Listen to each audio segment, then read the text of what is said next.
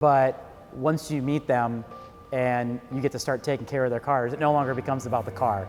It becomes about the guy, about the family. And I think a lot of where our growth has come from has been the word of mouth that I am passionate about what they're passionate about, you know. And as time has gone on, I try to express that same passion to my employees so that they know the significance of why that customer is passionate about what they are. So I am Colin Crowel, owner and founder of CarGuys Auto Detailing. CarGuys was founded in 2013 primarily as a mobile service. We had one van, it was myself, and occasionally I'd have to beg for help from my friends to get the work done, but I went from a completely empty white ProMaster van to a fully functioning mobile unit that my dad and I built in 2 or 3 months, and I was booked 6 months out as soon as we got the van done. Went from doing you know, small vehicles for mechanic shops, and it was like a little extra perk that mechanic shops would throw on and say, hey, well, this kid can come out and detail your car. And I did that in high school, actually. And so I had all these connections already. And once I got the van, we were able to just kind of keep rolling with it. You know, I could say yes to everything. Had the van to be able to work faster and more efficient. And since then, we've doubled and tripled and quadrupled in size. And now we have our shop in Osceola, Indiana. I have 5 employees, 1 scheduler, 4 detailers, and I primarily am the mobile service slash little bit of everything, maintenance guy, you name it. So I usually am on a mobile route during the day, and my employees are usually back at the shop getting all the in-shop services done and performing our concierge service. So we do so many things. It's hard to lump that into one little spiel. Where did that passion come from? It usually comes from somewhere. Yeah, I think I found the passion when I got my first car. My parents found me a '96 Saturn SL1, and it was the ugliest green, but when it's your first car, it's the prettiest car you've ever seen. And I never liked green cars when I was a kid, and when I got that first Saturn, green became my favorite color. And so I religiously washed and detailed that in the driveway. And before I even had a driver's license, the car was just sitting in there, sitting in the driveway. I couldn't drive it, but I would be out there, you know, 3 or 4 times a week detailing it and cleaning it while I was achieving my learner's permit. And that passion of cleaning that car turned into cleaning my parents' cars. And I do remember at points in my childhood, my dad would show me how to run the big orbital buffer on our Corvette and on my mom's car and dad's car. And you know, I learned quite a bit with that. There was a process, you know, start at the top, work your way down. How to apply wax on the buffer bonnet, things like that. But it wasn't until I was hands-on on my own vehicle that really got me passionate about it. And once I realized that I could actually make more money doing that for my neighbors, for family, for anybody who really needed it, instead of working at fast food, you know. Who wants to have grease all over their shoes every day and have to scrape their shoes of food gunk from the fast food when you could detail 1 car a day and make as much money as you made in 3 days or 2 days, you know, working fast food. And so I quickly realized that owning my own business was going to be far better for me than working for somebody else. And I just so happened to find that obviously I love cars, and car detailing I think was going to be my thing. I did go to college for industrial design, and I thought I wanted to be a automotive engineer, like a lighting engineer or lighting designer, and thought that was really going to be a path to follow. But it wasn't until I got a job working in Grand Rapids at Great Lakes Chemical.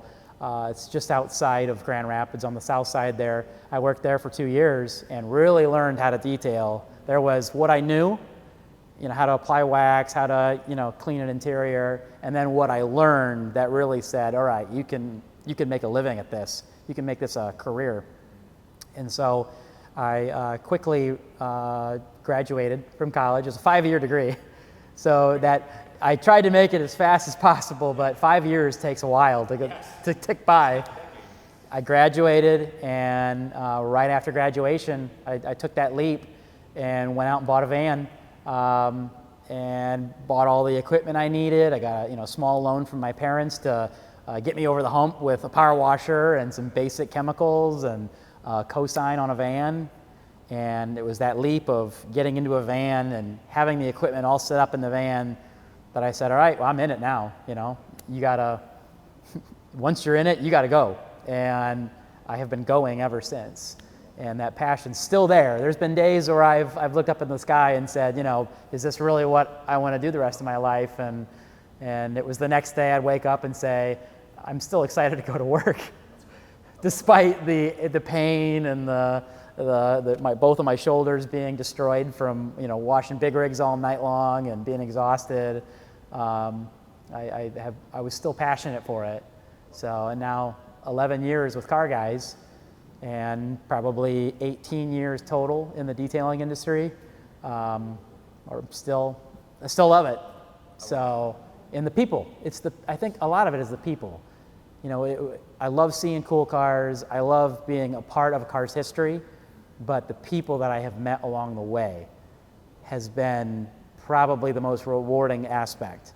And I've had so many incredible people pass away and are no longer with us that told me things that they never told their families, their passions that they had with cars or stories they had with their friends.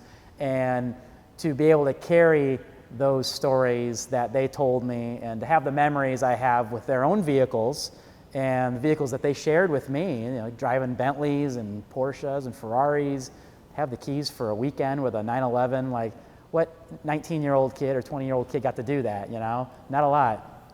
And so those things I think have pulled me back into the industry when I've had horrible days, It's those personal relationships that have been the boost that I've needed, Entrusted you with Yeah. their collections. Yeah.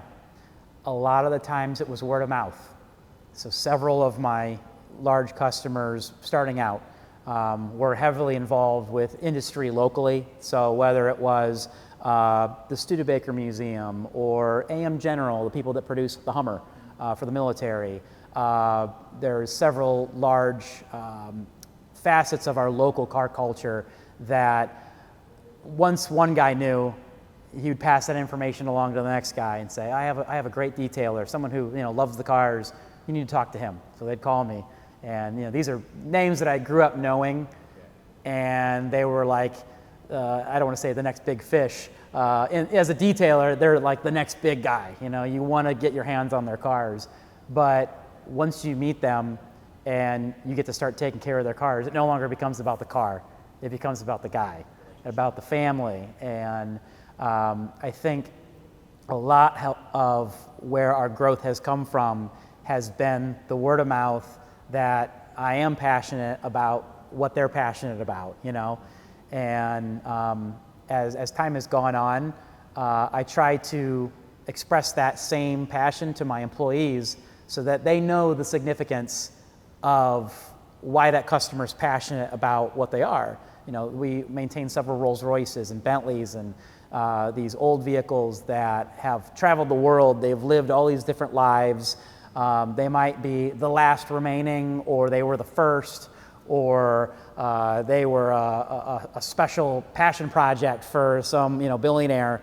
And so to express that to my employees, the significance of a car, it no longer becomes a 1913 Rolls Royce or a 1907 Tincher that no one's ever heard of. It becomes, this is why this car is special, and this is why it's significant to our local area. And when you work on this, just keep that in the back of your mind, And I think it's that kind of, that history that you retain and you can express to your employees or your team or your family. It helps to build rapport with the customer. It helps to build rapport with everybody you meet along the way, you know, to be able to look at something and say, oh, I know, you know, who created that intake manifold for that special car because I listened to my customer. I listened to what he said. I didn't just blow him off and say, all right, so do you want your windshield coated or not? You know, I listened to the story and the history. And so to be able to relay that information and be able to kind of carry that torch, I think is a major reason for why Car Guys is special compared to maybe a lot of other guys that might be local. They look at things a little differently than we do, you know. And at least on me at a personal level, I look at things a little bit differently. So, you know, everybody can look at a Monte Carlo and say, oh, that's a you know, a 1987 Monte Carlo. But what you don't realize, it's an Aero Coupe, and it's one of like 800 cars, and it's the back window is completely unique to that car, and it's, you know, it's all the little details, you know. And I think we as detailers can really take more appreciation for the details in the stories and the details that, you know, you might not see on the surface. That's why it's so important to listen to what your customer has to say. That's why it's so important to listen to when someone's just telling you a story about their car at a car show, listen to that, because you never know who you're going to meet as a result of that car, or who you need to tell, because the next guy doesn't know about that, you know. It's just a transfer of knowledge. I had Colin Crowel was my nickname in grade school, and it was our 7th grade, no, 8th grade. It was like 8th grade like graduation that we had in a gymnasium, and Mrs. Wee Wee, our principal, I guess a couple of the other kids in the class had to come up with nicknames for every kid in the class, and they read it off to introduce us to everybody in the gym. And as we walked out, they said, it's Colin the car guy Crowel. And that was in 8th grade. That was the first time I'd ever heard that paired together. And that stuck. It stuck. And I've had the same email since then, Colin car guy. I love that. So it was manifest destiny. Absolutely. I love that. There's so much stuff that if I look back on 34 years of my life, whether it's my grandfather and his awesome interest in cars that eventually turned into cigarette boats, which turned into fishing boats, and then my other grandfather on my mom's side was a Studebaker employee for 50 years. I've got all of his pins for every 5 or 10 years that he was there at Studebaker. There's a heavy involvement there. I've had family members that have owned incredible vehicles over the years. An SL Gullwing Mercedes has existed in my family, and I'm still trying to track that car down. I hope it still exists. I want to one day be able to just be reunited with this lore in the family.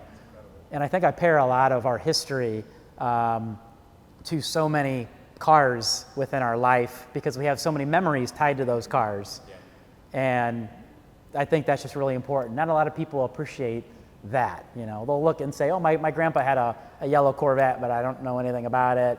I remember riding in it once. Well, Grandpa probably had a lot of memories in that car, and I bet Grandpa would have a lot to say about it, and that's why I listen to what the older folks have to say about their vehicles. So Team CQUARTZ has really been special to me. I always saw that, you know, when I first joined the UK family, you know, just installing UK before I was even a pro installer, it was the first coating that I ever installed on a vehicle, and once I installed it, I said, why would I go anywhere else? The product is excellent. It did everything it needed to do, and I was able to, you know, install that product on hundreds of cars in people's garages before I even had a shop. And so you started with a great ground plane of a great product, and then when I was introduced to Aaron Knox's training class, it was myself, Grant Menard, Aaron, Derek Marks, and a few other guys, Mike over there. We were all in the same class. And from that point on, I knew that things were going to be different because I had never met guys who were so passionate about what they do. And it was very intimidating to meet Mike, to meet Grant in the same day, and to learn so much, it made me realize, wow, I need to step back and think big. I need to think bigger here. I'm thinking too close-minded. There's so much more I could be doing from a business standpoint, and I'm working way too hard. I'm working too hard in the wrong places. And so right off the bat, I knew that the CarPro family was going to be different than anybody else because they were passionate about what they do and their process and those relationships. And I had never met these people before in my life. We were there for 2 days at Aaron's garage, and I learned more in that 2 days than I had in 10 years in the industry. And I worked for 2 years at a professional detail shop in Grand Rapids. And what I learned in 1 day, working with Aaron and working with Mike, I always said, whoa, we're in a unique group of individuals here, all-stars. And so that was my introduction. And I went home from that first training for certification for just Pro, saying, wow, we're onto something here. We're going to be growing. And it was after that I was able to hire my first employee, and we grew leaps and bounds after that ever since. And every single verge, I came away learning so much about business, about product usage, little tips and tricks, little things that I should have been doing from the start that I didn't know to do, you know? So you fill in the blanks. You know, it's like pulling bricks out of sand, you know, the sand fills in the voids as you pull the bricks out. That was my brain. I was filling in those voids with all of this knowledge.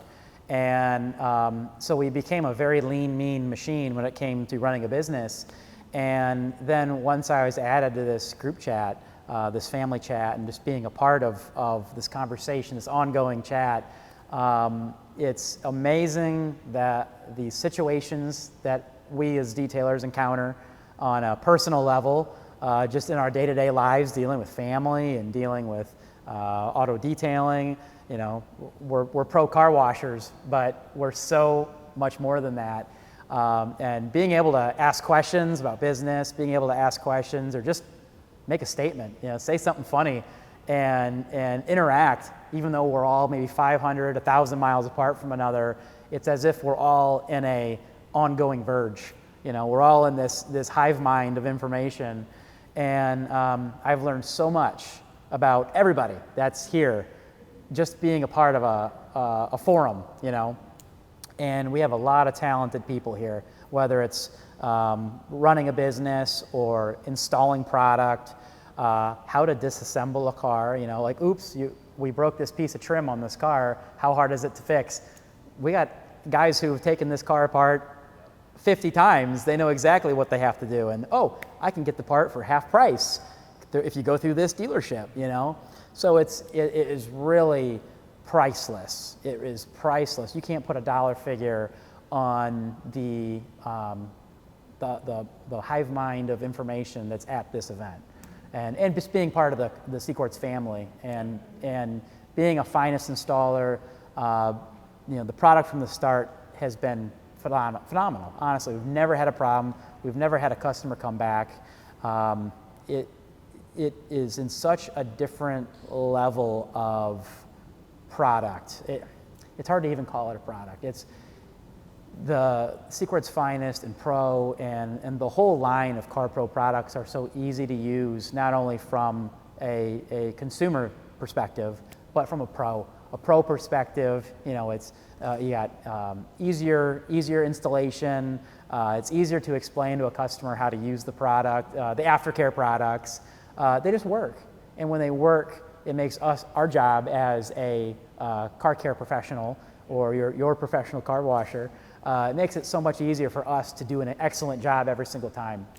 And products like Hydro 2, I have been using Hydro 2 since it came out, since I was able to buy it. And it is one of those insane products that it's so strong. And we can take the most dead paint, bead and sheet water in an hour. You know, 1 hour decontamination wash. You can get the most nasty, ugly car wash damage paint to bead in sheet water, and that sometimes is all a customer needs. They need the water beading, they need the water repellency on their glass for safety reasons, maybe even on their wheels, keep some brake dust off. But it's just an excellent game changer. And so yeah, overall, it is invaluable. It really is. What? The 2 car builds that you're currently working on. Oh, the car builds. Yeah, the car builds. So, I almost thought you said carpets. I said, well. Well, those 2, how are your carpets? Yeah. So, I have a 1957 Jeep FC 150 forward control. And we originally bought this for my dad in 2012 as a, hey, you need to finally splurge on something. Well, we're going to just buy it for you, and here you go. And he always was passionate about these little trucks, but he never wanted to spend the money on himself. Well, we finally bought the little truck for him, found it in Phoenix, Arizona. It was a completely solid truck, no rust, just beat up. It was owned by a professor of geology in Phoenix. Lived there its whole life, and extremely low chassis number. It was number 550. Well, the year after that, I think it was 58, they went to a wide track. So it's the earliest narrow track Jeep. So the wheels are like, if I'm sitting in the driver's seat, the wheel is here, underneath me. It's not out to the wheel well, it's here. So it's extremely unusual, and my dad always loved that because he grew up riding in a 1958 FC to plow all of our dairy stores in South Bend. We had 19 dairy store locations, and the Jeep was set up to plow and just kind of haul, and it was a do-all truck, you know. And him and his sisters would ride with my grandfather to the dairy stores, and they'd plow the sidewalk and the parking lots and whatnot with it. And outside of that story, I don't know what happened to that truck. All I know is that we owned one at one time. Well, we found him this Jeep. My dad had mechanically restored the chassis, got the brake lines done, all the axles rebuilt, transfer case rebuilt after I blew it up, driving it home from the car transporter. It blew up in the middle of an intersection. Oh yeah, didn't know it was in 4-low, had no idea. So got it all mechanically ready to go. And then he started to work on the body, started to strip paint off, and basically got it disassembled to the point where it was no longer drivable, but the body was on the chassis, and the chassis was immaculate. It was brand new. And unfortunately, he passed away in August of 2024 and was no longer able to continue working on that project. And so I said, you know what? I'm going to finish it. And so I called up a real good friend who's taking care of our Corvette, a 64 Stingray. That was also my grandfather's. And I said, hey, let's just come get it. Let's get it started. And we have got it in primer right now, and the body is perfectly straight. They're actually rebuilding the bed right now, completely out of new sheet metal, but they're going to use a lot of the original sheet metal off the bed and sister it onto the new bed. So it's going to look like a brand new bed, just it's going to have some original sheet metal in some spots. And we're going to be painting it Irish green, a Porsche Irish green. And it's going to be the only one painted in that color. So I'm hoping to have that project wrapped up sometime in August, maybe early fall. I'm really in no hurry. It's been since 2012, so I'm in no hurry to see it done. I know it's going to get done, but I want to take our time on that. And then also, I have a 1997 Mazda Miata. We're doing a high compression build on that. So hardened pistons, hardened crank, valve springs, everything. It's built for compression. And it's going to rev out to 9,000 RPM. It'll be a ripper. But unfortunately, COVID and the parts supplies became a major issue. And it's been 5 years since I've seen the car. And so I'm hoping that that gets completed this year, so that I'll have the car that I took my wife on her first date with me in. I really love the car. I don't think I can ever sell it. It's all carbon fiber. I've replaced 3/4 of the car in carbon, and it's got racing seats in it, and it's a riot. It's all the whole chassis has been strengthened, so it's a fast one. It will be a fast one. It hasn't been going fast, but it will.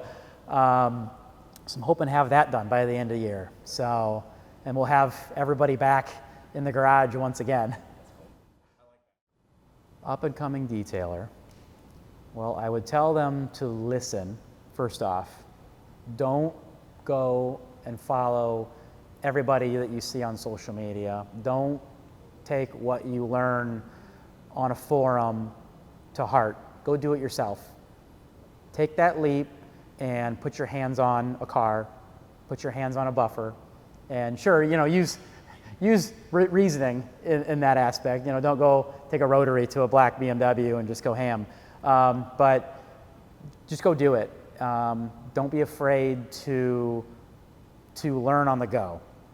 A lot of what I did back when I was first starting out in the van, I had to say yes and learn on the fly. And a lot of guys would say, "Oh, don't do that. You're going to put yourself in a bad spot." Use your brain and think it through. Don't be afraid to take a risk. If you're afraid to take a risk, you're not in it.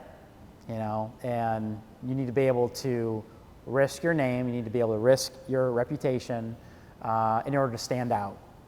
And the biggest mistakes I have made would probably be not following through. By not following through, that is what will hurt your reputation. Not necessarily by you screwing up a car or like, oops, I used acid on some anodized aluminum wheels. Yeah, that's what insurance is for, so make sure you have insurance. But following through with what you say you're gonna do, following through with a client and making sure that you're 100% transparent through and through. If you don't have transparency and you don't have that drive and that willing to risk, it's going to be hard to stand out in today's world of gotta have it now, I want to be the cheapest, I want to say yes to everything. Being the cheapest and saying yes to everything isn't good. Saying yes to what you want to do and what you're willing to risk your skin on, that to me is what sets apart a detailer from a weekend car washer. So I think that's the best advice I could give. I've had a lot of employees over the years that love cars. They come in and say, "Oh man, I want to wash a DT2 RS, or I want to wash that 488 Pista." That's great. You can wash a car, but can you do it every day? Can you do it every month? Can you do it for a whole year in the summer months? So it really weeds out those who are passionate and those who just want the clout of saying that they work on nice cars. But if you can push through and take that risk and listen to the elders that have the experience, they might have a limp from working too hard. Those are the guys that have seen it all, and those are the ones you want to learn from, because they're going to be the ones that'll give you the correct information. They're going to give you the right advice. There's so many guys out there that can say that they've done this and that and the other, but did they get the repeat business? Did that person come back to them? You can get a car once and never ever see it again. Well, why didn't you ever see it again? It's because you didn't have either the passion, you didn't have the communication with the customer, you weren't transparent. There's a lot of factors there, and what I think sets us apart from others is that we have had all three of those, and that's why we continue to see the same customers year after year, car after car. Some clients will see a new car every 3 months, and the fact that they keep coming back to us, and it's I don't care what it costs. I know you guys do it right, or I just like the way you install a ceramic coating. The car already came ceramic coated, but I like the way you do it better, and you're honest with me. That speaks volumes. My name is Colin Crowel, owner of CarGuy's Auto Detailing, and I am Team CQUARTZ.